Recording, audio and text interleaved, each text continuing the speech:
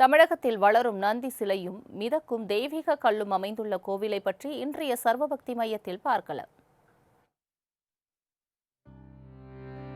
நம் நாட்டில் லட்சக்கணக்கில் கோவில்கள் உள்ள நிலையில் அவைகளில் ஆயிரக்கணக்கான அதிசயத்தக்க சிறப்பம்சங்களும் வரலாறு பின்னணிகளும் நிறைந்து காணப்படுகின்றன.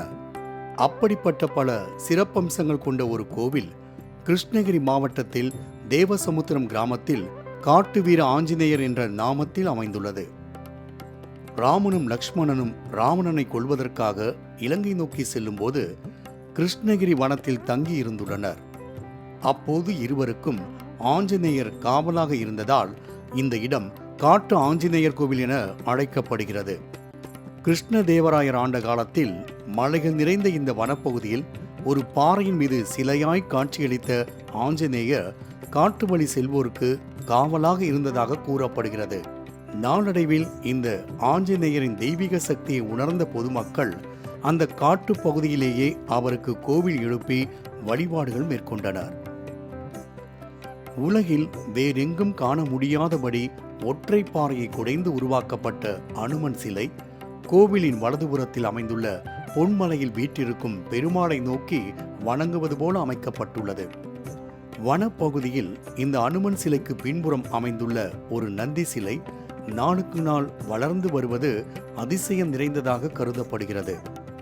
கடந்த 1997 ஆண்டு திருவண்ணாமலையில் இருந்து இக்கோவிலுக்கு சென்ற ஒரு சித்தர் இத்தலத்தில் சிவனுக்குரிய நந்தியும் ஹரிக்கு உரிய அனுமனும் வீற்றிருப்பதால் இது தெய்வீகம் நிறைந்த இடமாகும், பக்தர்களுக்கு அனுகிரகம் நல்கும் தெய்வங்கள் இருப்பதாக தெரிவித்ததோடு தேங்காய் கொண்டு ஆஞ்சநேயரை பூஜித்தால் சகல நன்மைகளும் கிடைக்கும் என கூறினார்.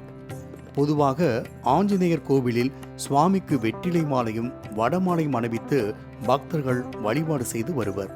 ஆனால் இக்கோவிலில் சிகப்பு துணியால் கட்டப்பட்ட தேங்காயை அனுமனின் பாதத்தில் வைத்து கோவிலை 11 முறை சுற்றி வந்து ஆலயத்தில் கட்டிவிட்டு சென்றால் வேண்டுதல்கள் 3 மாதத்திற்குள் நிறைவேறும் என்பது பக்தர்களின் நம்பிக்கையாக உள்ளது. இக்கோவிலின் மற்றொரு அதிசயமாக வெளிப்பிரகாரத்தில் ஒரு பாறையின் மீது அமைக்கப்பட்டுள்ள நந்தீஸ்வரரின் சிலை காலம் காலமாய் வளர்ந்து வரும் நிலையில் இவருக்கு 5 வகையான எண்ணெய் கொண்டு அபிஷேகம் செய்தால் நோய் நொடியின்றி வாழலாம் என பக்தர்கள் தெரிவிக்கின்றனர்.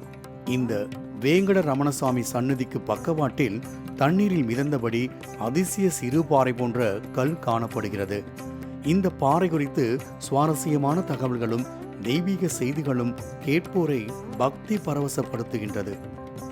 ராமாயண காலத்தில் இலங்கைக்கு பாலம் கட்ட ராமபிரான் பயன்படுத்திய மிதக்கும் கற்களில் ஒன்றுதான் இதுவென கூறப்படும் நிலையில் அருகே அமைந்துள்ள ராமபிரானின் பாதத்தை வணங்கினால் சகல துன்பங்களும் விலகும் என்பது நம்பிக்கையாக உள்ளது.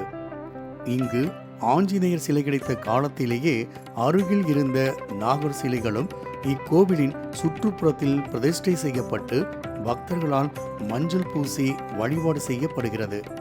மாதந்தோறும் அமாவாசை பௌர்ணமி நாளன்று தமிழகம் மட்டுமின்றி புதுச்சேரி, ஆந்திரா, கர்நாடகா மற்றும் இந்தியாவின் ஏனைய பகுதிகளில் இருந்தும் ஏராளமான பக்தர்கள் இங்கு வருகை தந்து ஆஞ்சநேயருக்கு நடைபெறும் சிறப்பு பூஜையில் பங்கேற்று சாமி தரிசனம் செய்கின்றனர். இப்படி பல அதிசயங்களை தன்னோடு நிறைத்திருக்கும் இக்கோவில் பக்தர்களின் வேண்டுதல்கள் நிறைவேற்றுவதோடு நோய் நொடிகளில் இருந்து காக்கும் தெய்வமாக ஆஞ்சநேயர் விளங்குவதால் அவரை வணங்கி நலம் பெறுவோம். மாலை முரசு செய்திகளுக்காக கலைமாமணி நந்தகுமார்.